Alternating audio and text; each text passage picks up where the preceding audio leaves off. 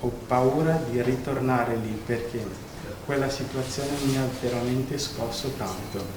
Mi sono ritrovato lì intrappolato e non sapevo come agire, per quel motivo, soprattutto adesso che penso all'accaduto, io ho paura di ritornare lì. Nonostante la solidarietà di cittadini, colleghi, sindacati, del sindaco di Padova, città dove risiede, e dei vertici regionali e nazionali dell'INPS, il dottor Iontu vive ancora la paura per l'aggressione subita a Chioggia da parte di un cittadino rientrato a casa in ritardo sull'orario di presenza obbligatoria per la visita fiscale.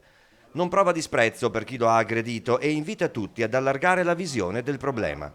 Non sono arrabbiato né con i cittadini italiani né con gli abitanti di Chioggia, semplicemente l'atto che è stato fatto da quella persona e difeso da quelli che erano vicino, che non hanno mosso un dito, è l'atto che va condannato. Quindi veramente spero che le persone buone che ci sono possano aiutare, sensibilizzare gli altri a capire che il medico non deve essere un bersaglio delle frustrazioni di pazienti, ma soprattutto una persona non dovrebbe neanche essere giudicata dal colore della pelle. Con l'occasione ha ribadito che come medico fiscale io non mollo, vado avanti e soprattutto anche per le persone buone che ci sono e che mi stanno anche sostenendo finora, per quello non mollo, vado avanti e spero veramente che cambi qualcosa.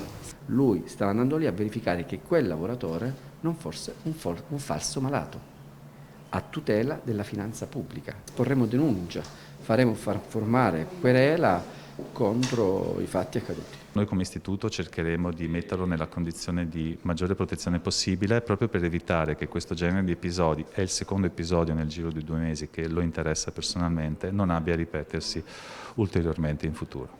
L'aggressore avrebbe detto di aver aggredito Iontu in preda alla disperazione in quanto invalido. Al suo posto poteva esserci un altro medico fiscale e avrebbe fatto la stessa cosa.